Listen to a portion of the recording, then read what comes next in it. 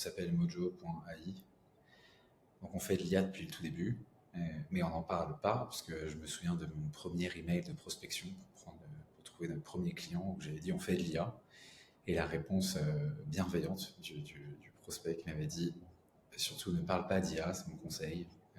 C'est un buzzword et personne n'y croit. Et j'ai encore l'email que je pourrais t'envoyer. Je suis CEO et j'ai aussi une fonction commerciale dans la boîte. Je suis très souvent avec des clients. Je vais à des événements, des salons, je vais à des dîners. Je dois rencontrer des gens parce que je dois faire parler de Mojo. Je dois amener ces gens ensuite dans un pipe commercial et bosser avec eux. J'utilise Mojo à la fin d'un dîner, je fais une note vocale, j'ai rencontré un tel, tout se log ensuite dans le CRM, ça dispatche des actions. Tu vois, même sur ce cas d'usage, je ne trouvais rien.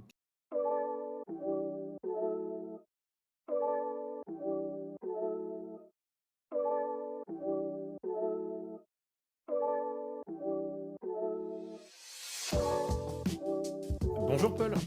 Bonjour Nicolas. Alors Paul Berlotti de Mojo AI. Paul, je suis ravi de te recevoir sur le podcast Comptoiria. On est le vendredi 29 novembre 2024, jour symbolique parce que nous sommes à un jour, demain c'est l'anniversaire des 2 ans de ChatGPT. Donc on va voir ce qui se passe pour les passionnés comme toi, moi et nos auditeurs que nous saluons, Paul.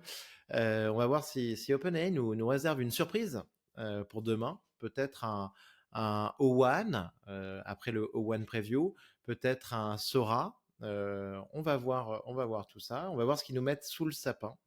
En tout cas, Paul, je suis ravi de t'avoir avec nous parce que je voulais absolument faire un épisode sur les assistants de réunion, qui est un sujet dont on parle pas assez et un outil dont on parle pas assez et qui, pour moi, peut faire gagner. Alors moi, j'imagine que ça peut faire gagner quasiment 20% de notre temps par semaine et que ça peut réhumaniser notre manière de travailler. Pour ceux qui ont du mal à se concentrer et tout ça, dont je fais partie, moi, je peux plus m'en passer. Donc, tu vas nous dire un petit peu, toi, ce que tu vois grâce à ta solution. Tu dois avoir un peu de recul, des chiffres, une vision sur les comportements humains avec ces outils. Donc, c'est trop cool. Paul, pour démarrer, toi, donc, tu es le fondateur de Mojo. Qu'est-ce qui se passe pour toi depuis 2 ans dans l'IA générative? Merci Nicolas de me recevoir. Moi aussi, je suis super heureux d'être là. Ce qui se passe, en fait, c'est assez marrant parce que on s'appelle mojo.ai. Donc on fait de l'IA depuis le tout début, mais on n'en parle pas parce que je me souviens de mon premier email de prospection pour trouver notre premier client où j'avais dit on fait de l'IA. Et la réponse bienveillante du prospect qui était quelqu'un chez Papernest, je crois, qui m'avait dit surtout ne parle pas d'IA, c'est mon conseil. C'est un buzzword et personne n'y croit. Et j'ai encore l'email que je pourrais t'envoyer. Donc nous, ce qu'on faisait, c'était quand même de l'IA, donc on n'en parlait pas beaucoup, mais ce qu'on faisait, c'était on enregistrait des conversations, que ce soit de la téléphonie, de la visioconférence, et on retranscrivait ça en texte. Et on avait trouvé des cas d'usage qui étaient dans les équipes commerciales qui voulaient améliorer leur pitch de vente, qui retrouvaient des passages précis grâce à du mot-clé. Ça a super bien marché parce qu'on a réussi à bosser avec beaucoup de boîtes en Europe dans la tech. Donc ça a très très bien marché avec des logos comme Doctolib, Spendesk, Aircom, Moss en Allemagne, etc. Ah ouais, non, mais attends, t'as quand même des références extraordinaires. Attends, tu nous les dis vite fait là, comme ça, mais attends, Doctolib, Spendesk, non, franchement, bravo, c'est superbe. Attends, redis, Ouais. t'as dit qui d'autre? On a Cegid, je te sors un peu des noms un peu, qui sont des boîtes qui existent depuis plus de 5 ans. Cegid, Orisha, Septeo, qui sont des boîtes, grosses boîtes logicielles françaises. On a du Mais donc Bouygues Enterprise. ça veut dire ta solution, donc ton assistant de réunion, déployé sur potentiellement des centaines de salariés dans ces équipes? Ouais. Chez Doctolib, c'est plus de 500 personnes. Bouygues, pareil. Ouais, c'est ça, c'est grosso modo ce nombre de personnes. Et ce que je te disais, c'est marrant parce que on avait ce cas d'usage qui était très coaching, donc tu retrouvais des extraits et ça marchait bien. ça restait quand même un petit marché. Il fallait adresser des boîtes qui croyaient à je vais réécouter des conversations et améliorer la performance de mes commerciaux en les entraînant. La GenAI, ça a tout transformé euh, parce qu'en fait, on a ouvert drastiquement le marché, on a élargi notre proposition de valeur. En Mais toi, tu ajoutant as de nouveaux démarré en quelle piliers. année alors, Mojo? Excuse-moi. C'était janvier 2020, précisément. Janvier 2020. Ouais. D'accord, donc 2 ans avant ChatGPT. Oui. Voilà. Donc 2 ans Et, à construire. Donc il doit y avoir un avant et un après, quoi, en fait. C'est ça que tu nous ouais, dis. c'est ça. On faisait donc la technologie d'IA qu'on avait, c'était essentiellement du transcript. On a beaucoup bossé, on parlait de GameFace cet épisode, mais en partenariat avec GameFace, et donc il y a pas mal d'algos qu'on utilise en open source. On utilise notamment une technologie aujourd'hui du NVIDIA qu'on a qu'on a pré-entraîné sur notre dataset, qui sont des volumes, des conversations en français, en allemand, en espagnol, donc sur des langues très européennes, et on en a fait une vraie spécialité. Ce sont des conversations en plus clients, donc avec du jargon, parfois du franglais, et des mots-clés sales. Et donc ça, c'était vraiment le gros du sujet. La GenAI, là où ça transforme tout, c'est que maintenant, tout ce texte qu'on a créé, c'est exactement ce que la GenAI adore. Hein. Bien sûr. C'est là-dessus qu'on est allé beaucoup plus loin. Et donc aujourd'hui, la version 2 de Mojo, c'est que, rend les équipes commerciales, clients, customer success, même des consultants, beaucoup plus productifs dans leur quotidien. On leur fait gagner un temps, je pense ce dont tu parlais en introduction, on leur fait gagner un temps client énorme, près de 4 heures de temps, si tu vas chez... on a eu un récent témoignage de Bouygues, de Conto même, près de 4 heures 4 de temps heures, 4 heures de temps par semaine. ouais, par Par personne par collaborateur. semaine. Ouais. Pour une boîte comme Bouygues, c'est énorme comme impact. Et donc, les fonctionnalités qu'il y a derrière ça, c'est je finis une conversation, Mojo me propose un email de suivi, me propose un résumé de ce rendez-vous, me remplit automatiquement mon CRM jusque dans le détail de tous les champs. Si tes auditeurs savent ce que c'est qu'un CRM, le montant, les dates, tout ce qui est texte. Et donc ça, Ouais. c'est énormément de temps gagné. Tout le monde sait que le CRM, on ne sait pas vraiment ce que c'est. Enfin, en tout cas, c'est surtout ce qu'on n'aime pas remplir. Ça, on le Ouais, sait. c'est Ce que même les personne ne veut vendeurs, remplir. Ça fait des années et des années qu'on travaille là-dessus. Et... même les vendeurs de CRM ne remplissent pas leur CRM. Donc, tu vois, on en est là. Et donc, c'est très vrai. Et donc, ça, c'est le premier sujet que ça a bouleversé, c'est que nos utilisateurs, on s'est mis à leur faire, on allait beaucoup plus loin que le coaching. Maintenant, on leur fait gagner un temps de dingue. Et donc, ce temps, il le réalloue à être plus avec les clients. Et la deuxième chose, c'est que maintenant qu'on est rentré, en fait, dans les boîtes par la porte de la productivité, et qu'on a accès aux emails, aux calls, aux visio calls, maintenant, on fait ça aussi sur des rendez-vous terrain, on a tout un volume de données, de conversations qui n'existaient nulle part ailleurs, parce qu'on vient de le dire, les CRM sont vides. Donc, il n'y avait pas en fait, de données sur les clients, enfin sur les conversations clients. Et bien maintenant, Mojo peut être une search, un chat GPT, si je vulgarise très, très vulgairement, un chat GPT de toute cette donnée. Donc, un CEO, il utilise maintenant Mojo, il pose des questions. Pourquoi je gagne, pourquoi je perds des ventes sur ce segment-là? Quels sont les arguments de mon concurrent qui me font perdre? Un CPO Excellent. utilise Mojo. Tu vois, on est très proche de Thomas, qui est le CPO d'Alan. Quelles sont les 3 prochaines fonctionnalités que je dois développer sur le segment A pour augmenter mes ventes ou réduire la résiliation? On peut aller beaucoup plus loin. Donc, tu as un produit, en fait, quand même, qui a évolué, donc qui s'est enrichi aujourd'hui. Ouais, Donc, le coaching, le transcript et remplissage d'informations de CRM. Et troisième, l'analyse, la recherche d'informations, l'analyse d'informations, c'est bien ça? Alors, même plus simple, 2 piliers. La Ok. productivité, donc coaching fait partie, mais donc toutes tes équipes, on leur fait gagner du temps pour qu'ils soient plus avec le client. Et 2, maintenant que tu as toute cette donnée, tu vas pouvoir appuyer tes décisions par de la donnée qui n'existait nulle part ailleurs. Extraordinaire. On est en plein dans le sujet. Alors, on va revenir sur Mojo, mais Paul, dis-moi un petit peu, donc toi, dans ton quotidien, qu'est-ce que tu utilises comme outil de IA générative? Quel est ton outil préféré? est-ce que tu as un usage secret à révéler à nos auditeurs qui te remercieront très, très, très chaleureusement? Une des questions préférées du podcast. Alors, écoute, évidemment, j'utilise Mojo quotidiennement. Évidemment. Chacun de mes rendez-vous, Non, même, non, mais je dis évidemment en rigolant, en disant un peu comme si tu faisais de la pub, mais en fait, en ouais. le disant, je me rends compte que, bah non, parce que c'est tellement important. Alors, moi, tu le sais, hein, j'utilise Fireflies et je pourrais tout à fait Ouais. utiliser Mojo. Mais quand on utilise cet outil de réunion, cet assistant de réunion dans son quotidien, c'est une partie hyper importante de du temps qu'on passe Oui. avec l'IA. Donc je Oui. comprends tout à fait que tu le cites et que tu le mentionnes. Ouais, ouais. Ça fait forcément partie de ton trio, quoi, entre guillemets. D'applications. Et même dans mon. Donc, moi, je suis CEO et j'ai aussi une fonction commerciale dans la boîte. Je suis très souvent avec des clients. Je vais à des événements, des salons, je vais à des dîners. Je dois rencontrer des gens parce que je dois faire parler de Mojo. Je dois amener ces gens ensuite dans un pipe commercial et bosser avec eux. J'utilise Mojo à la fin d'un dîner, je fais une note vocale, j'ai rencontré un tel, tout se log ensuite dans le CRM, ça dispatche des actions.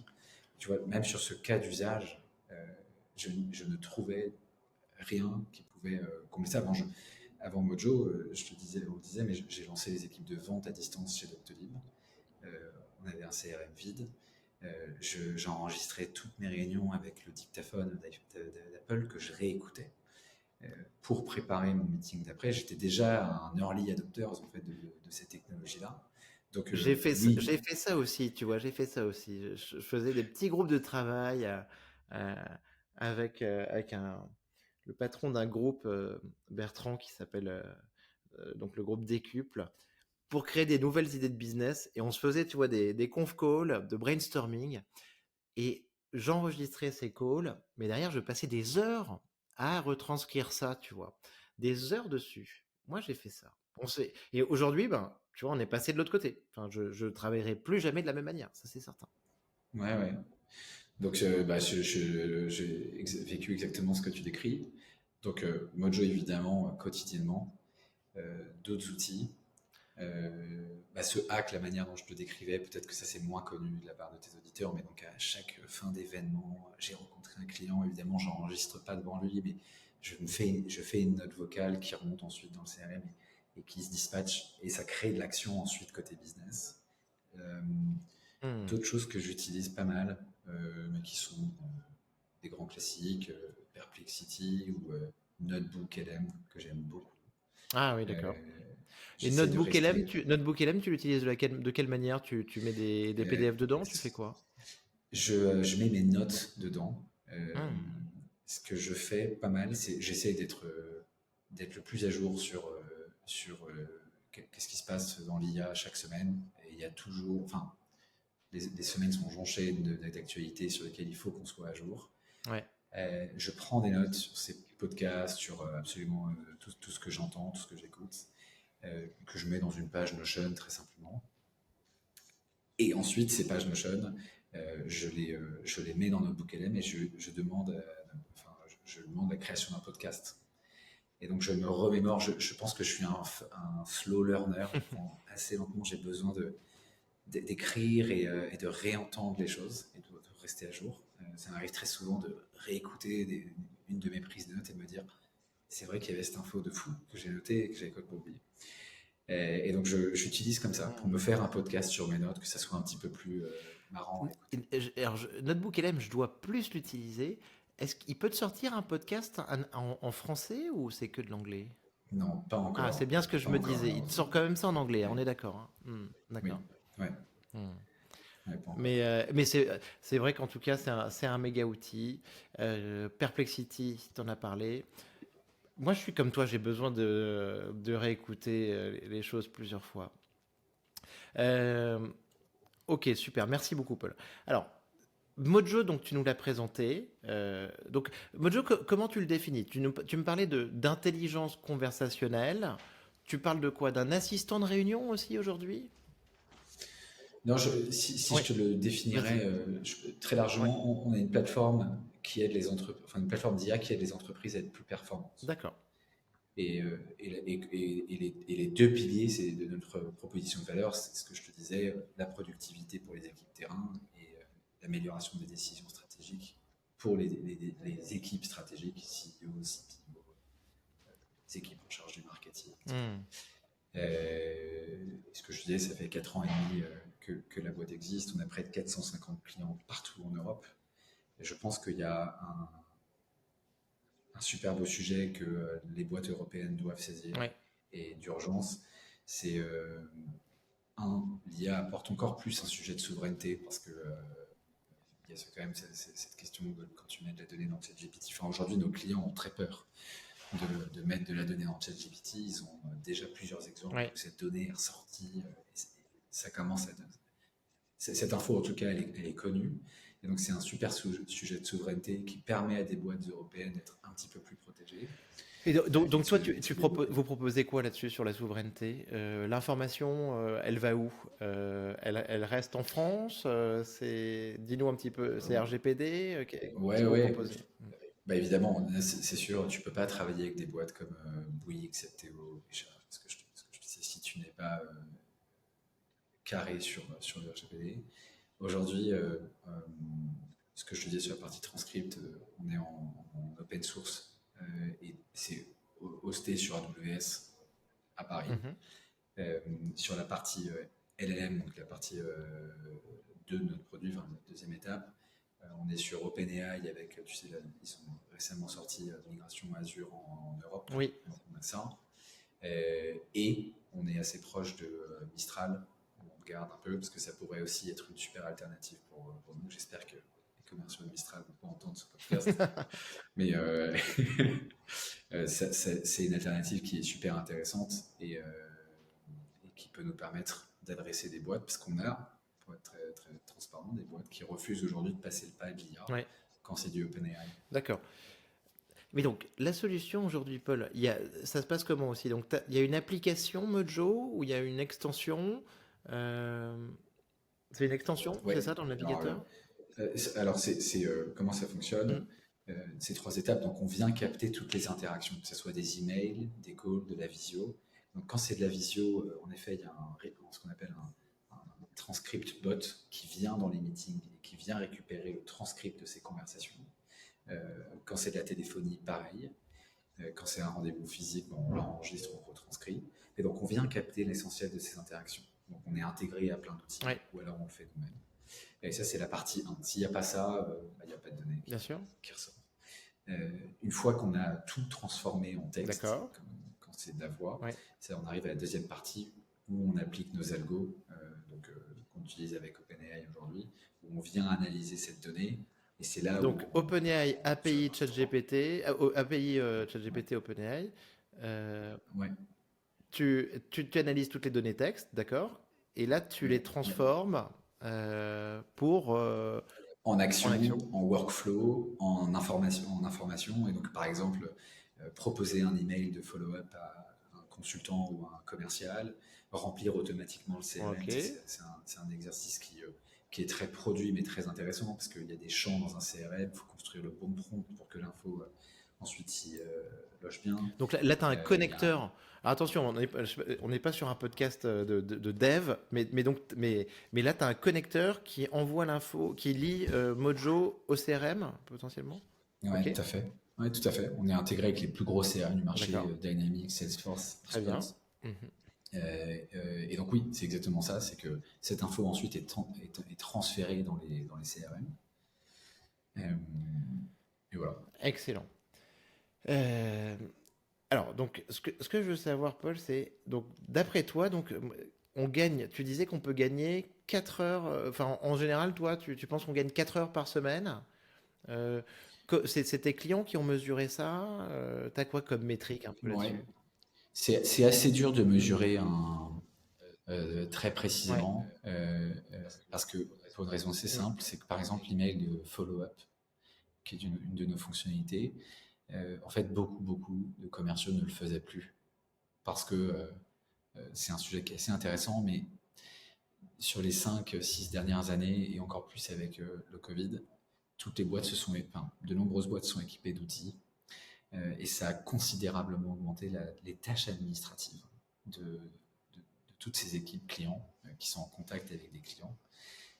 Et donc, c'est pour ça que remplir un CRM reste extrêmement fastidieux parce que ça prend du temps. Et dans pas mal de boîtes, c'est même pas fait en fait. Donc, c'est pour ça que c'est dur. C'est que dans pas mal de boîtes qu'on équipe, en fait, c'est un énorme gain parce que c'est fait, mais elle ne le faisait plus. Ouais. Ou alors elle le Ouais, faisait donc on pas. peut difficilement mesurer parce qu'en effet, on n'est même pas sur un remplacement. D'accord, on est sur une nouvelle tâche. Ok. Exactement, quasiment. Et on a un de nos clients que tu connais qui s'appelle Alan. Ouais.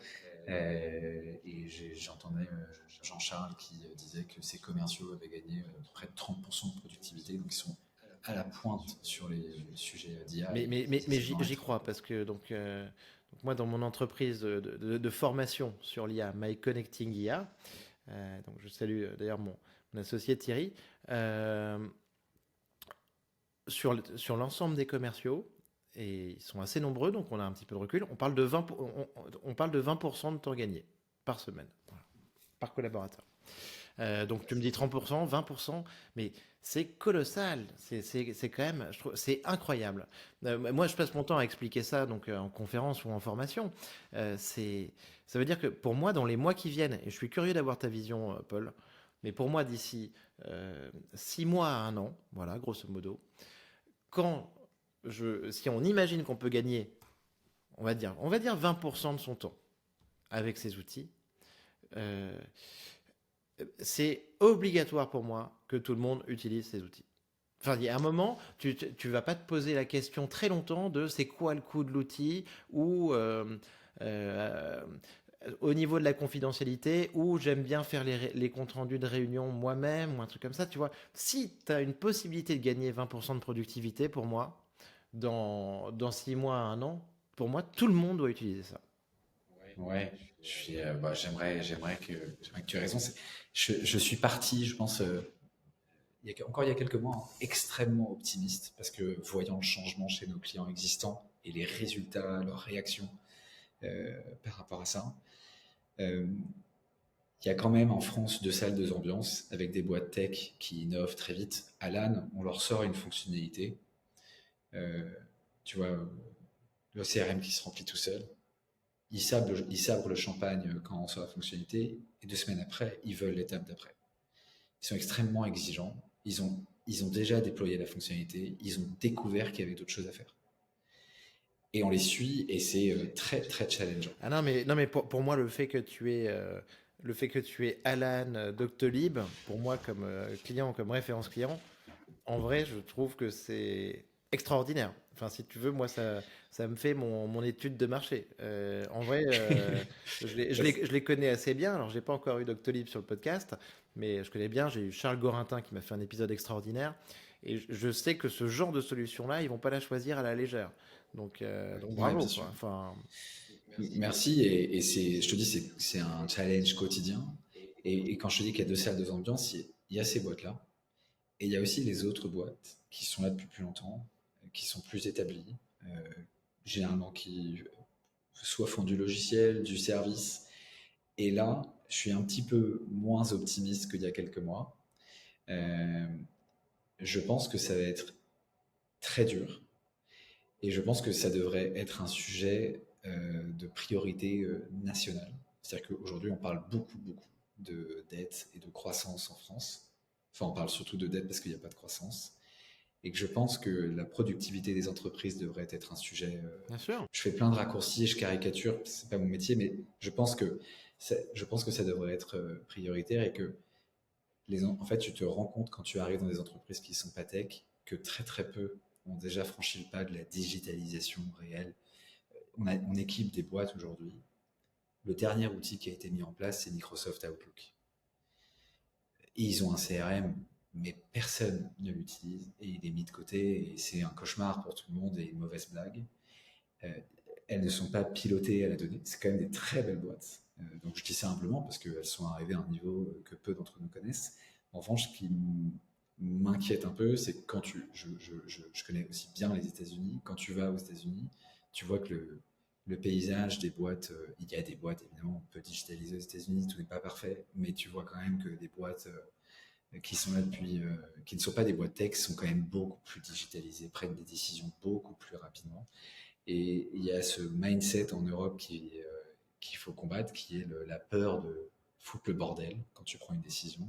Alors qu'aux États-Unis, tu as peur de louper l'opportunité, ce qui est très différent. Et je trouve je pense qu'il faut le saisir et on devrait en parler à l'Assemblée nationale de ce truc-là parce que si les entreprises françaises se digitalisent pas, elles vont perdre en productivité, être ridicules en termes de productivité par rapport à des boîtes concurrentes aux États-Unis. On peut perdre des parts de marché. Grosso modo, c'est un peu ce qui se passe, tu vois, quand tu vois des licenciements dans les boîtes industrielles. Elles doivent se moderniser plus rapidement. Et en plus, c'est hyper bénéfique. Regarde le nombre de startups françaises aujourd'hui qui n'arrivent pas à franchir le palier de je bosse avec d'autres boîtes que la tech. Et je reconnais qu'on y arrive, mais c'est pas du tout simple. Et c'est même extrêmement compliqué. Tu te rends compte, enfin, tu verrais ce qu'on a fait en interne pour franchir ce palier. Je ne reconnais pas ma boîte là sur les 12 derniers mois. Ouais, incroyable.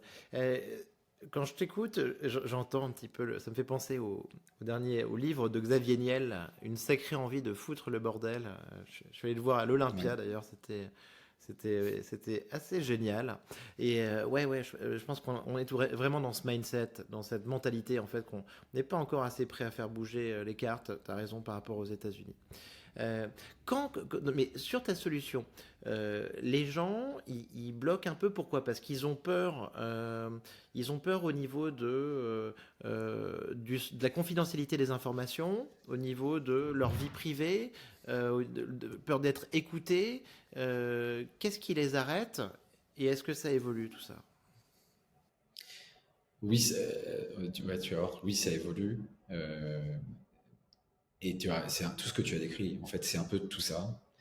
Euh, et je crois qu'ils ont juste aussi peur de changer, d'adopter quelque chose de nouveau, qui va changer leur quotidien. Ça pourrait être Mojo, mais c'est aussi d'autres outils. On parlait du CRM juste avant. Salesforce est une boîte dont on n'a pas besoin plus besoin de la présenter. Et pour autant, ils ont du mal aussi à rentrer en Europe dans des boîtes qui sont plus traditionnelles. Donc on n'est pas les seuls à ce constat, je suis pas le seul à le porter. Mais oui, c'est ça, c'est peur de changer, peur d'avoir quelque chose de nouveau. Et les leaders, peut-être peur de prendre la décision impopulaire, on avance. Et je te dis ça encore une fois humblement parce que je suis pas à ces positions-là. Mais, Mais dans ce mais parfois, cas-là, je me demande s'ils en prennent mais conscience. est-ce que donc, mais dans ce cas-là, parlons des leaders, de ceux qui sont en avance. Jean Alan. Donc dans cette boîte-là, donc en tout cas, et moi je me mettrais dans ce groupe, on va dire. Moi personnellement, j'ai qu'une envie, c'est d'avoir une transcription de tous mes échanges, tu vois, au niveau professionnel. Alors attention, hein, je prends toujours soin de prévenir les personnes en face, de leur expliquer comment ça fonctionne, de leur expliquer pourquoi je fais ça, de leur donner les points positifs pour eux, de leur dire que je vais me charger du compte rendu de réunion. Mais tu vois, je le fais sur tous mes visios, je le fais sur des déjeuners de travail, sur des réunions physiques que je peux faire, tu vois, avec mon dictaphone et j'upload mon fichier MP3 vers mon outil. Euh, pour moi, en fait, je veux avoir ça sur toutes mes réunions. Et en vrai, je serais même intéressé par la possibilité de déborder de ma sphère professionnelle à ma sphère personnelle, tu vois. Euh, j'ai commandé des petits devices, tu vois, limitless, et aussi, t'en as un autre comme ça, Framed, tu vois, qui sont censés enregistrer un petit peu tout ce que tu vis, tout ce que tu vois, tout ce que tu entends. Euh, Toi, tu t'es intéressé par ça aussi, Paul? Tu penses que on a de la valeur, il y a de la valeur en fait à enregistrer entre guillemets nos vies? Euh, je peux répondre sur le domaine pro sans Ouais, aucun doute. ok. Oui, tu vois. Je peux donner des use cases de la vie perso. On est bombardé de notifications. Enfin, je vis un enfer hein, avec WhatsApp, mes mails et des Slack. Il y a certaines conversations, d'ailleurs, tout ça existe, hein, c'est aujourd'hui pas encore disponible en Europe, malheureusement, mais de résumer ton contenu WhatsApp et en fait, moi, ça me permettrait de moins relire toutes ces conversations qui bombardent et peut-être plus, en effet, d'être encore plus proche de mes proches sans avoir à relire tout du temps administratif. Donc ça, c'est pour un sujet perso, je suis moins à l'aise là-dessus. Sur un sujet pro, j'en suis convaincu. Regarde aujourd'hui la richesse d'une conversation client. Regarde, on a présenté Mojo à une entreprise, une ESN assez connue en France. Il y a une des nombreuses fonctionnalités qu'on a, qui est même de réécouter des extraits de conversation sur des moments pertinents. Et on présentait Mojo dans un COMEX, et dans la démo, on appuyait sur Play pour leur montrer une des conversations, et on a mis pause, quoi. Enfin, c'était la fin. Et tu sentais qu'on avait arrêté un film au cinéma, tu vois. Ils étaient là, attends, mais continue. Ça faisait tellement longtemps qu'ils n'avaient pas vu le terrain. Et là, ils découvraient des choses. Donc, ouais, je regarde la richesse d'une conversation. Donc, tu montrais à un COMEX, par exemple, en exemple, une conversation qu'un commercial pourrait avoir avec un prospect, quoi, c'est ça? On descendait tout le funnel. D'accord. Ouais, et là, c'est vrai que tu as raison, réécouter ça, et en particulier pour un COMEX, ça doit être assez bluffant, parce que ça va être les intonations, le ton, le respect de l'argumentaire. Ouais. Bah, le sujet, c'était je veux comprendre les arguments de mes concurrents sur lesquels j'arrive pas à me défendre. Et on écoutait précisément le prospect qui disait bah voilà ce que votre concurrent m'a dit, désolé, j'y vais. Et le commercial répondre. Et c'est là où donc on a commencé par une question très large, quels sont les arguments, et ensuite on est allé jusque dans le détail, parce que les gens ont besoin d'avoir la source, tu vois, un peu comme Perplexity l'a apporté dans la search, d'avoir le contexte, et tu as beaucoup plus de maîtrise sur la donnée. Et ouais, c'est ce que je te dis. J'avais l'impression d'arrêter un film avec un suspense extraordinaire. Tous les transcripts, donc en fait, est-ce que tu fonctionnes avec un RAG, avec Mojo, pour pouvoir interroger donc l'ensemble de ces conversations d'une certaine manière, avec un chatbot de manière conversationnelle, et pouvoir en tirer des analyses? Alors oui, alors on a ce fameux chatbot. Sur le RAG, on développe des choses là-dessus. Plus pour contextualiser la donnée, pour la rendre encore plus contextualisée et donc améliorer l'output. Ce que je pense, c'est qu'aujourd'hui, on a probablement plus intérêt à se concentrer sur des choses moins sexy et qui sont beaucoup plus des basiques pour nous. Parce que je ne sais pas ce que OpenAI nous réserve, mais même s'il y a des rumeurs, on arrive à un point où la technologie, c'est diminishing return, qui progresse moins. Hitting the wall ou plateau. Moi personnellement, j'y crois pas trop, mais ouais, ok. Vu ce que Sam Altman ou Eric Schmidt, j'ai lu leurs commentaires. Pareil, je pense que j'ai plutôt tendance à croire qu'on va avoir une nouvelle version de GPT qui va nous emmener plus loin, et qu'en fait, aujourd'hui, eux font le job d'améliorer cette techno et en plus de la rendre accessible niveau prix. Je ne sais pas combien de temps ils arriveront à maintenir ça, et que notre rôle est beaucoup plus d'être en amont et de préparer la donnée pour qu'elle soit la plus propre possible, même avant de bosser sur des RAG, hein, mais qualité du transcript, qui semble être des sujets où on se dit c'est fait, mais c'est pas vrai, tu vois, sur du français, sur de l'allemand, c'est pas encore parfait dans des contextes, dans des cas d'usage de conversation. C'est très compliqué en fait les réunions. Tu en as t'en as deux à distance et 4 qui sont en physique. C'est un micro pour les 4. Comment tu fais pour identifier quelqu'un qui parle que tu ne connais, que tu n'as pas dans ta base de données? Et donc ça, tu vois, travailler sur ce cas d'usage pour bien dissocier les voix, faire en sorte que ce transcript, tu vois, le temps de transcript ne dure pas des heures, mais dure une fraction de seconde. Ça, c'est plus des sujets sur lesquels on est porté aujourd'hui et on a créé une vraie Ah, différence. ok, ok, ok, je comprends très bien. Et ce que tu dis est très important. Je pense que c'est. Et je pense que tu as bien raison de faire ça. Ça semble être une évidence, mais qui n'est pas si simple. Sam Altman avait fait un épisode assez mythique avec Harry Stebbings de 20VC, donc qui a un podcast 20VC, donc qui est un peu un modèle hein, pour moi, un podcast anglophone sur la tech, le business, les VC, l'IA. Et c'était la question de Sam Altman qui disait euh, conseil aux entreprises, ne vous mettez surtout pas à essayer de réinventer nos modèles, parce que dans ce cas-là, on va vous steamroll, on va vous faire cuire à la vapeur, euh, et on va vous exploser. Enfin, il le disait volontairement un petit peu violemment, hein. Donc par contre, si vous vous appuyez sur notre technologie, vous allez pouvoir faire des choses extraordinaires, mais trouvez bien votre place dans la chaîne de valeur. Donc je comprends très bien pourquoi tu nous dis ça et tu nous expliques que tu te Ouais, concentres en effet sur cette partie aussi sur cette partie de ouais. transcript avec toutes ces subtilités. Ouais. Et je pense que c'est le domaine de l'applicatif, c'est le rôle de cette couche-là, c'est de comment tu fais pour que cette nouvelle technologie d'IA soit accessible dans le quotidien, dans la poche de tes utilisateurs. Et donc, tu vois, travailler sur un enregistrement de call. Hmm. Il y a plein de choses à faire pour que Bien sûr. ça s'enregistre bien au Hmm. bon moment et que ça ne s'enregistre pas à la mauvaise conversation, qu'il n'y ait pas de bug sur cette interface. Hmm. Donc, tout ça sont des sujets très produits, moins sexy, Ouais, euh, bien sûr. qui sont moins IA, évidemment, moins d'actualité, Hmm. mais qui sont les clés pour moi de notre business.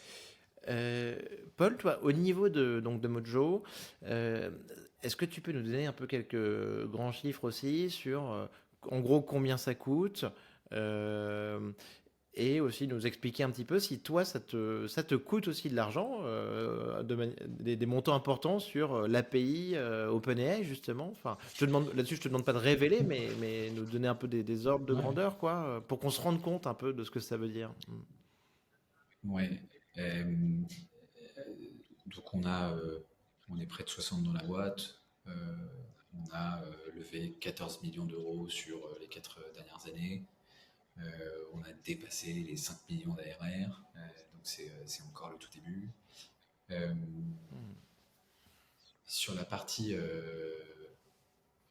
enfin, c'est vrai que quand on a commencé à se connecter à OpenAI, les coûts ont grimpé Ouais. sensiblement. Et donc ça a été un de nos jobs, et je pense aussi un des jobs de la couche applicative, de faire en sorte que tes clients peuvent utiliser l'IA sans que le prix Ouais. fasse x10. Et donc quand tu demandes à ton équipe Data Science, quelles sont les parades, les actions qu'on peut mettre en place, le développement qu'on peut faire pour qu'on ait le même résultat pour moins cher. Hmm. Et donc, Mais et OpenAI a quand même t'as- énormément divisé ses coûts aussi en 2 ans, hein. Je pense peut-être, ouais, enfin ça dépend sur quel modèle, mais sur certains, par peut-être 60, je sais pas. Enfin, tu vois. ouais, complètement. Ouais, j'ai même plus Hmm. j'ai même plus le chiffre. Mais oui, drastiquement, on envoie quand même un volume très, très, très important. Donc il y a un moment, on ne pouvait pas en fait. C'était même inenvisageable de faire ce qu'on faisait, de résumer chacune des conversations parce que ça ne rentrait même pas dans le business model. T'envoies toi un volume de texte en fait, c'est ça, sur l'API OpenAI, Ouais, qui est exactement. Et l'équivalent j'ai d'heures et d'heures de transcript, quoi, enfin, de réunion, exactement d'accord. de transcript. On a près Ça, de 15 000 ça doit être dingue. utilisateurs. En fait, ça doit être dingue parce que je sais pas combien il y a de personnes qui utilisent ta solution, tu vois, quotidiennement, mais ça doit être assez dingue. Ça peut être Ouais, des dizaines de milliers d'heures quotidiennes. Enfin, ouais, ouais. c'est ça, ouais. Ouais, c'est ça. Waouh. C'est un peu, c'est ça, c'est dizaines de milliers. Donc ouais, il y a eu un monde où Et c'était des dizaines de inenvisageable de faire ce milliers qu'on faisait. d'heures, ça veut dire potentiellement, moi j'utilise beaucoup, mais ça veut dire potentiellement des centaines de milliers de pages de texte. quotidienne, quoi. Enfin, Ouais, ouais, ouais. waouh. Bah, c'est ça, c'est à peu près ce volume-là, quoi. Ce que je disais, c'était pas envisageable. Ils ont énormément réduit leur prix Mhm. et on a énormément travaillé pour trouver des manières smart d'interroger des calls dans, dans la technologie chatbot. Enfin, tu vois, quand tu poses une question à toute la donnée de Mojo, que tu n'aies pas besoin de réenvoyer une requête et que ça explose tes coûts. Waouh. Non, non, mais c'est incroyable. Mais donc, en effet, vous devez traiter énormément de données et vous devez être un très bon client OpenAI, hein, en effet. Ouais, je te confirme. Euh, ok. Paul, au bureau, tes collaborateurs, ils utilisent Mojo, mais vous utilisez ChatGPT+, par exemple, enfin, vous avez quoi comme outil officiel un peu que vous avez choisi? Euh, on a Dust, Ok. qu'on n'a pas encore Mhm. déployé pleinement, qui a construit une intégration avec Mojo. Ok. Euh, et, euh, et on a envie de supporter le business de boîtes Ouais, bien françaises sûr. qui sont Mm. extrêmement haut niveau Mm. euh, et avec lesquelles on commence à avoir des bons premiers résultats, mais je pense on n'est pas encore suffisamment sec, tu vois, pour que je te déroule des Ouais, cas d'usage. bien Je pense sûr. que les meilleures Mm, personnes à mm. interviewer sont Alan, Ouais. qui sont très avancés là-dessus. Mm. Euh, Après, toutes les briques software Ouais. qu'on utilise ont intégré en fait de l'IA dans de la lead generation pour mieux qualifier, mieux identifier des potentiels prospects. Ouais. On utilise évidemment beaucoup Mojo, parce que je te Ouais, disais que bien sûr. j'utilisais moi-même beaucoup, Ouais. mais mes équipes utilisent beaucoup. Sur le côté tech, Mm. c'est GitHub Copilot, auquel on a souscrit. D'ailleurs, j'ai vu les chiffres, Ouais. leurs résultats qui sont insolents. Donc, grosso modo, voilà les outils. Vous n'avez pas de ChatGPT offre entreprise ou team vous n'avez pas pris ça? Mm. Non, Ok. non, on n'a pas pris ça. Donc tes collaborateurs, ils font comment? Enfin niveau, ils utilisent un chatbot quotidiennement dans Alors, ils Doc? l'utilisent, mais via Via Dust. Dust. D'accord. Ouais, Ok, d'accord. Mhm. ouais, via Ok. Dust. Mhm. Ok, je comprends. Euh, ok, super. Merci Paul. Comment est-ce que tu vois un peu les enjeux sociétaux? Est-ce que tu penses que et aussi qu'est-ce que tu vois un peu sur des jobs de service client? On en parle beaucoup. Dans les premières professions impactées par l'IA, on identifiait le service client, les personnes qui travaillent dans le knowledge management, l'économie de la connaissance, les développeurs, ceux qui travaillent sur donc tout ça en fait tous ces métiers avec des quantités de texte et de code très importantes, on sait ils sont très exposés, en tout cas sur l'IA. Sur le service client en particulier, aujourd'hui, on se demande s'il n'y a pas des niveaux 1 en fait, qui vont être remplacés assez rapidement. C'est quoi ta vision, C'est déjà le toi? cas. C'est déjà le cas, d'accord. Ouais, c'est déjà le cas. Il y a, bah, tu regardes toutes les boîtes Mhm. de outsourcing. C'est un marché qui est assez Ouais, tendu parce qu'il y a ce sujet de, en fait, vous perdez peut-être enfin, aujourd'hui, votre force, c'était d'avoir des milliers de bien sûr. personnes qui étaient disponibles pour pour avoir des conversations. Aujourd'hui, ça peut être remplacé par une technologie bien entraînée. Donc ça, et c'est déjà le cas, parce Ouais. que soit ces entreprises essaient de le développer en interne en recrutant des équipes. Je pense que c'est trop difficile pour elles, parce que c'est pas du tout leur métier, mais elles recrutent quand même et elles investissent très fort Ouais. pour recruter un chief AI Tu veux dire un officer. téléperformance, par exemple ouais, Par exemple, qui tu vois, s'est pareil. fait massacrer en bourse. Ouais, Ouais. ouais, Mm. c'est hyper impressionnant. Et qui recrutent des gens pour développer ces technologies et Mm. qui probablement rachèteront. Euh, donc oui, ça c'est clair. Parce que tu vois, Niveau j'ai vu un 1, post là sur Reddit qui tourne un peu depuis 2 jours. Euh, un Redditien, donc Manu Tognotti, qui te dit j'ai utilisé ChatGPT pour faire des calls de vente pour moi et il me signe des deals, quoi, grosso modo. Et en fait, il fait passer des calls avec l'IA Donc avec ChatGPT, donc je pense avec la fonction voix, la React et tout ça. Comment ça s'appelle? Ouais, c'est React, c'est ça? Euh, ouais. Et, euh, et il te dit, donc en fait, il est agent immobilier, il appelle des particuliers. La question qu'il fait poser, c'est: Salut, est-ce que tu vends ton bien immobilier, ton appartement? Voilà. Cette question, il l'a posée par lui-même précédemment. Voilà. Là, il l'a fait poser par l'IA. Et il te dit que sur 100 calls avec l'IA, il a 12 conversations qui mènent à quelque chose et 2 à 3 prises de rendez-vous pour des gens qui sont intéressés par vendre leurs biens immobiliers. Et il fait ça en automatique. C'est un truc de dingue. Ouais, ça j'y crois. Du Je cold pense que call. c'est Ouais. ouais, je sais pas parce que il y a plein de boîtes qui lancent ça aujourd'hui. J'ai pas encore de use case où des gens me disent sur le cold call ça fonctionne. Et on avait vu, Paul, tu avais vu la démo là, de un produit qui s'appelle Oui. R, ou R AI, tu sais, qui proposait de booker un essai de Tesla. Tu avais vu ce truc-là? Et Ouais, il ouais, ouais, appelait ouais. un particulier américain et à la fin, il faisait une réservation d'essai Tesla pour la semaine d'après, quoi, un truc comme ça au Texas. Ouais, ouais. En effet, moi non plus, j'ai pas encore le, les chiffres, les résultats et tout ça, mais il semblerait qu'il se passe quelque chose quand même là-dessus. C'est sûr. Et ça j'ai espoir que ça fonctionne sur ce niveau-là. Je pense qu'une des belles pages que l'IA va nous faire tourner, c'est qu'on va se débarrasser de toute une série de tâches administratives et assez chronophages comme celle-ci, et que elle va nous permettre d'être concentré sur ce qu'elle ne pourra pas faire, Ouais. et donc dans des ventes complexes ou dans des discussions complexes.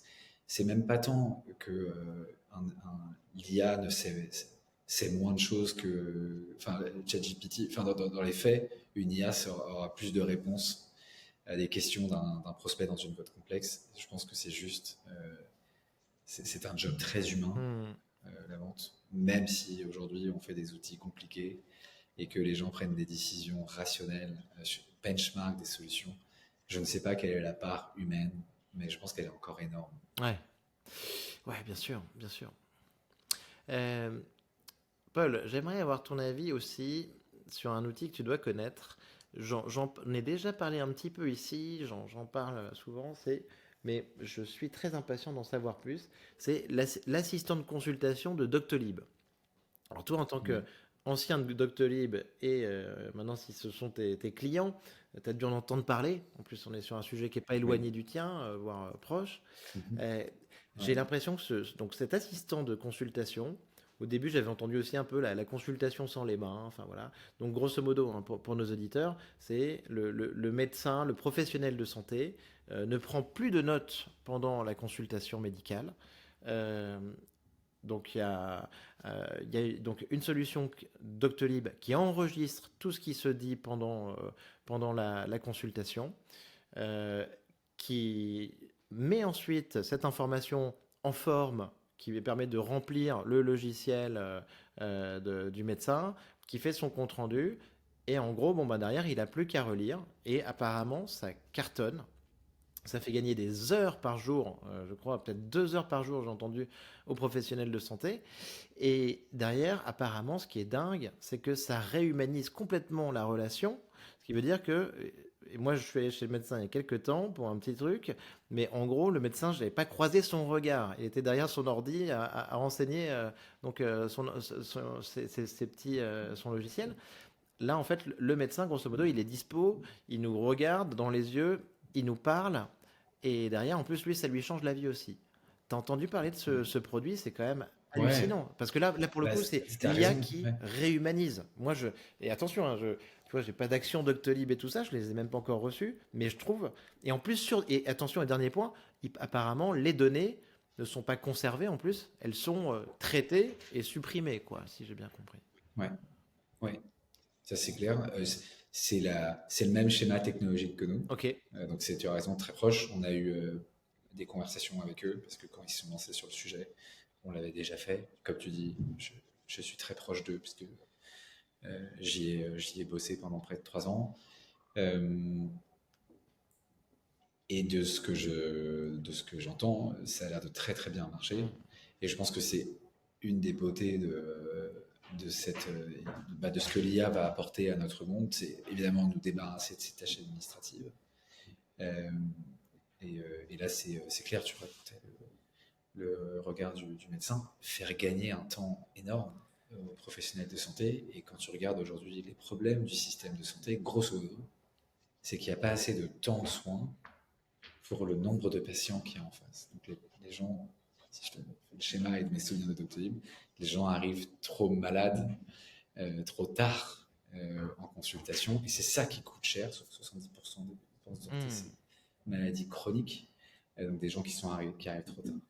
Et donc ça redonne du temps médical à la France, et donc tu vois, c'est même pas une question de Doctolib, là on parle de notre pays. Et donc, chaque minute compte. Tu vois, chaque minute est très, très importante. Et donc, c'est du temps gagné. Et ça, de manière assez conséquente. Je te disais 4 heures chez nous, pour nos utilisateurs. Je ne sais pas ce qu'il en est pour Doctolib, mais grosso modo, j'imagine la même fourchette de temps. Donc ouais, je suis hyper enthousiaste. Mais tu vois, non, mais pour moi, Paul, c'est un signal de dingue. Parce que si tu vois, ça a un tel succès en plus sur des données de santé, tu vois, donc tout à l'heure, on parlait des freins. Donc sur la confidentialité, les données de santé, on va être, en tout cas, au moins aussi prudent que sur des données professionnelles, quoi. Si on a un tel succès sur la santé, comme ça, sur des médecins qui sont débordés, pour moi, enfin, je ne peux pas imaginer que ça ne s'étende pas, tu vois. Ensuite, ben, pourquoi pas à des profs, à des fonctionnaires, à des gens qui passent beaucoup trop de temps, tu vois, à devoir reprendre en fait leurs réunions sur des trucs hyper chronophages. Pour moi, ce que je me dis, c'est que si ça se passe comme ça sur la santé, si c'est bien fait par d'autres acteurs et d'autres verticaux ailleurs, si c'est bien fait, parce que je ne doute pas que Doctolib a bien fait ça, et ben pour moi, ça ne peut que cartonner. Tu vois ce que je veux dire? Ouais, ouais. Et tu as raison, c'est ce genre de technologie qui participe à digitaliser dans le parcours de vie chacune des personnes et probablement demander la même chose dans leur environnement professionnel. On serait grand gagnant. Et oui. Euh, Paul, est-ce que tu as vu un petit peu les avatars l'IA des avatars. Il y a une boîte qui s'appelle Agen, qui est un énorme acteur là-dessus, qui fait des choses Ouais. assez bluffantes. Je trouve qu'ils innovent énormément. Il y a une autre entreprise qui s'appelle Argile, qu'on adore, que j'ai reçu, que je vais recevoir ici des Français. Ils sont super forts, super sympas. Ils viennent d'annoncer donc leur dernière levée de fonds de quasiment 5 millions d'euros. C'est une pépite qui vient du Y Combinator. Donc Argile propose aussi des avatars qui peuvent, si tu veux, transformer le contenu d'un article en donc un avatar qui fait du contenu pour les réseaux sociaux de manière quasiment instantanée. Tu vois, c'est super smart. Euh, Ces avatars, Paul, tu penses que ça va se développer dans les années qui viennent? Là, tu me mets dans les cordes. Je sais pas, je connais Heygen.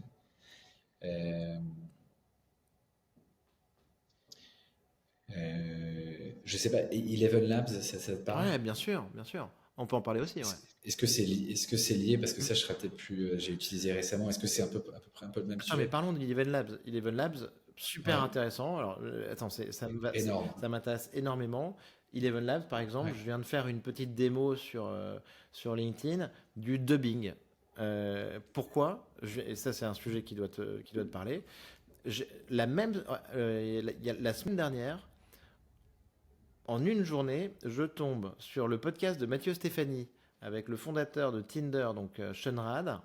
Il te sort le podcast donc il a enregistré en anglais. Il te le sort en français traduit via du dubbing Eleven Labs. un peu difficile à écouter, tu vois, un accent québécois tout le long du podcast, mais à la fin, en vrai, tu t'y fais un petit peu et ça s'entend. Le soir, je suis sur YouTube, je regarde et je tombe sur Lex Friedman, donc qu'on adore, interview de Ouais. Javier Milei, président de l'Argentine, Javier Milei. et là, Ouais.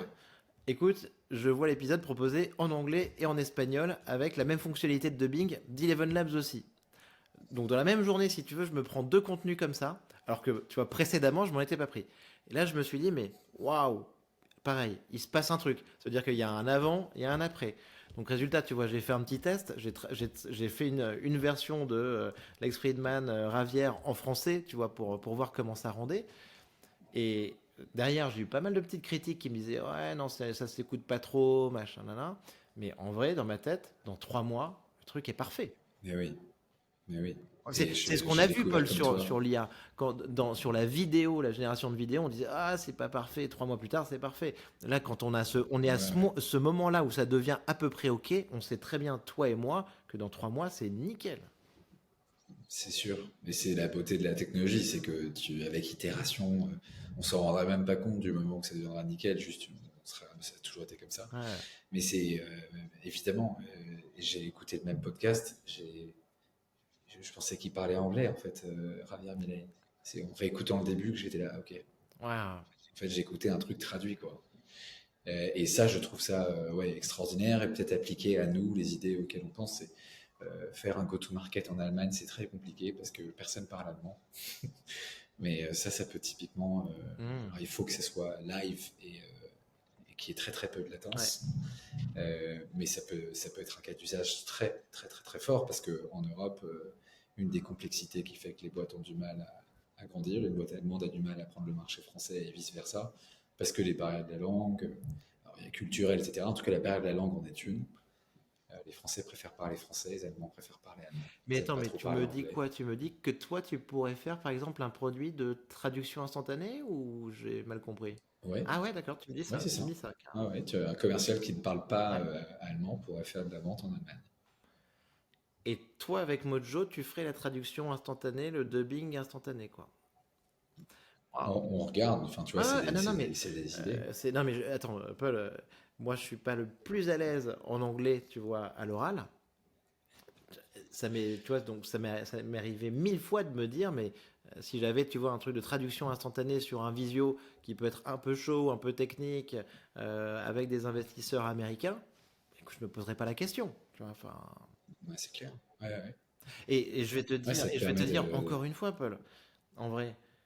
Mais t'imagines même pas le niveau de confort que ça m'apporterait. Attention, c'est pas être feignant ou tu vois, enfin, tu vois ce que je veux dire. C'est Mhm. un truc où tu peux te sentir en difficulté, t'as pas envie, tu vois, enfin, et la communication est pas bonne. Si tu as une possibilité technologique comme ça qui fait que, en plus, l'Américain en face va me comprendre très très bien, que ça va être plus agréable pour lui. Mais Paul, c'est phénoménal ce cas-là. Ouais, bien sûr.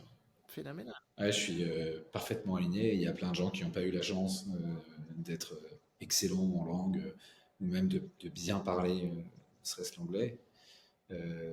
Bah, typiquement, voilà une vraie technologie qui peut remettre les chances, Hmm. qui peut remettre tout le monde à zéro, quoi, sur ce, ou à plus 10, je sais pas quelle échelle, mais en tout cas à équité.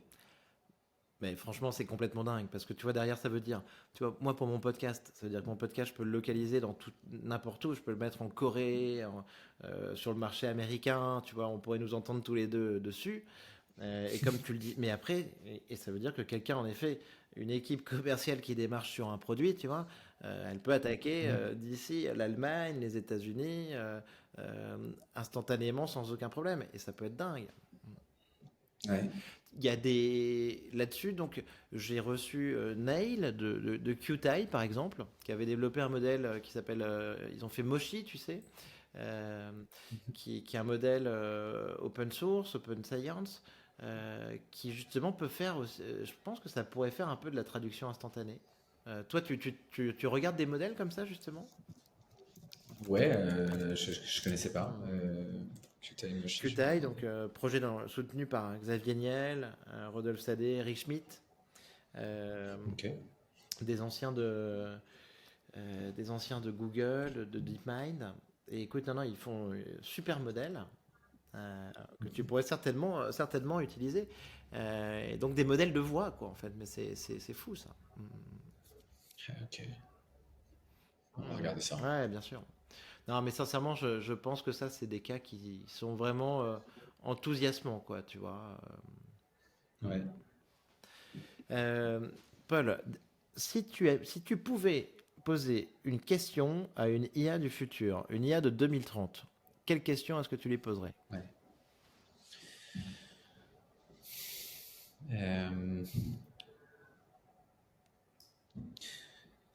Bah, tu veux dire, est-ce que je posais une question dans le futur ou je posais une question à l'IA du futur? Ce qui m'intéresserait de savoir. À l'IA du futur, à l'IA du futur.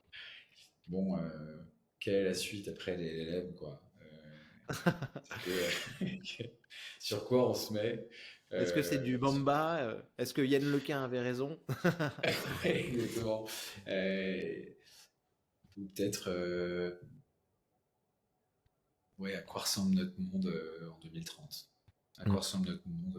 À quoi ressemble le monde du travail?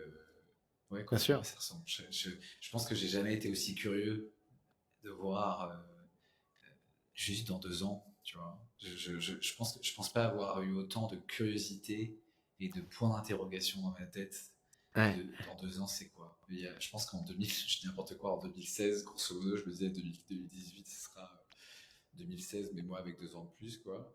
Et là, aujourd'hui, je ne sais pas. Mais Vraiment, je suis vraiment, complètement d'accord. Mais regarde, c'est ce que dit Sam Altman, ce que dit Dario Amodei. C'est eux qui sont aux manettes et ils te disent très clairement. Bon, bah, moi, on m'a demandé, tu vois, après une formation la semaine dernière, on m'a demandé, donc comment est-ce que tu vois le monde dans 20 ans? Mais 20 ans, je- pour moi, c'est le brouillard total, c'est blind. total. Je suis dans une chambre noire, je ne vois rien. Euh, Ce que te disent Sam et Dario, c'est on est à maximum, enfin, tu vois, pour moi, entre 2 et 5 ans. Au-delà de ça, tu peux pas savoir. Dario Amodei te dit dans Machine of Loving Grace, donc Dario d'Anthropic te dit on pourrait avoir un 21e siècle dit compressé parce qu'on pourrait avoir en 5 ans ou à 10 ans autant de progrès technologiques qu'on en aurait eu en 100 ans, en un siècle. Ouais. Donc dépasser ces 5 ans, c'est fou. Il va certainement se passer des choses hallucinantes dans les 5 ans qui viennent. Ou rien, mais je suis plutôt de ton avis. Euh, ouais, parce que. AGI, Paul, ça te parle? Ouais, ouais. Pour toi, tu te représentes ça comment? Et est-ce que ça peut arriver, selon toi, dans quelques temps? Je dirais que la seule barrière de AGI, je crois que les estimations, c'est qu'il faut mettre 7 trilliards de dollars pour espérer entraîner un modèle de je ne sais quoi d'ailleurs, parce qu'on ne sait pas si c'est un modèle LLM qui peut permettre d'atteindre ça. Ouais, Là, j'arrive vite dans mes limites, mais je crois ouais. que ouais, en fait, ça va être une question de ressources. Je pense que la prochaine question, c'est comment tu. J'ai vu là, les consommations d'eau, consommation d'énergie, euh, le volume de données, tu vois, la qualité de la donnée. Ce sont des sujets qui vont peut-être être peut-être pas tant le cerveau des gens ou la qualité des Mhm. modèles, mais peut-être plus ce qui n'était pas un frein aujourd'hui, mais Ouais, ces sujets-là. ouais. Ouais, donc toi, en fait, mais c'est intéressant. T'es le premier à me faire cette réponse-là. Euh, donc, pour toi, c'est quelque chose de possible que tu envisages. La question, c'est quelles ressources on est prêt à y consacrer. En gros, si on met 7 trillions ou 7 trilliards de dollars et qu'on est OK pour telle consommation énergétique, construire des data centers de telle taille et tout ça, on peut y arriver, grosso modo. C'est ça que tu Je, dis. je, je sais pas. Moi, je regarde plutôt tu Mm. vois, ce que dit Yann Lequin, Sam Altman. Je vois que c'est Bien pas la sûr. même vision. Ouais. En fait, on croit qu'on a là, il suffit de prolonger la technologie LLM et on arrivera. J'en sais rien. Mhm. Euh, je pense que si c'était ce scénario-là, bah, du coup, il faudrait se dire, ok, maintenant il y a un sujet de ressources et que Ouais, la barrière là, bien sûr. la barrière potentielle, tu vois, qui ferait que soit on irait là-bas beaucoup plus lentement ou on n'irait pas. Et ce qui veut dire, enfin, franchement, ça, je pense que tu vois, on n'en parle pas assez non plus, hein. Potentiellement, j'espère qu'on en parlera lors du sommet pour l'action sur l'IA, donc les 10 et 11 février 2025, organisé par l'Élysée, hein, donc très important. Je pense qu'il faut en parler, parce que, écoute, si ça arrive, la question c'est aussi quand ça arrive, mais c'est des changements sociétaux qui sont euh, complètement transformateur. Ça veut dire que le monde change à ce moment-là, et je pense qu'il faut quand même s'y préparer. Oui, je suis bien d'accord. Et, Qu'est-ce que veut dire l'entreprise? Qu'est-ce que veut dire l'entreprise ouais, au moment ouais. de l'AGI? Tu vois ce que je veux dire? Enfin, c'est... Ouais, ouais, c'est clair. Qu'est-ce que veut dire l'entreprise? Et je ris parce que je vais redescendre sur Terre dans Ouais. quelques heures parce que j'ai un meeting avec, avec un client et ce que je te décrivais tout à l'heure. Et, non, je pense que en effet, les gens ne sont, moi non plus d'ailleurs, mais il y a des gens qui sont vraiment à des années-lumière de penser, d'imaginer rien que ce que fait GPT-4, ce que GPT-4 peut faire aujourd'hui. Bien sûr, bien sûr. Merci, Paul. Dernière question. Est-ce que tu as un Ouais. film ou un livre de science-fiction, de préférence, à nous recommander? Hmm, Tu peux me sortir un autre genre, si tu veux, hein. ouais. Écoute, euh, moi, voilà, je dirais Forrest Gump, qui était un film Mhm. depuis que je suis tout petit, qui est un des films classiques que j'aime revoir. Bien Et sûr. raison, pourquoi? Parce que je trouve que c'est un retraçage de l'histoire de ce pays de fou que sont les États-Unis. Fou dans le bon sens du terme, euh, dans les deux sens. Bien sûr. Et je trouve aussi la morale très belle. Ouais. Je dirais ce film-là, parce que je suis pas un adepte science-fiction. J'aurais dû mieux chercher. Peut-être qu'un film de science-fiction m'a plu, mais Non, non, mais on adore Forrest Gump. On adore. Quel classique. Quel Il est classique. film extraordinaire. Je partage tout à fait. Euh, c'est quoi là le mec avec les crevettes aussi là, Booba.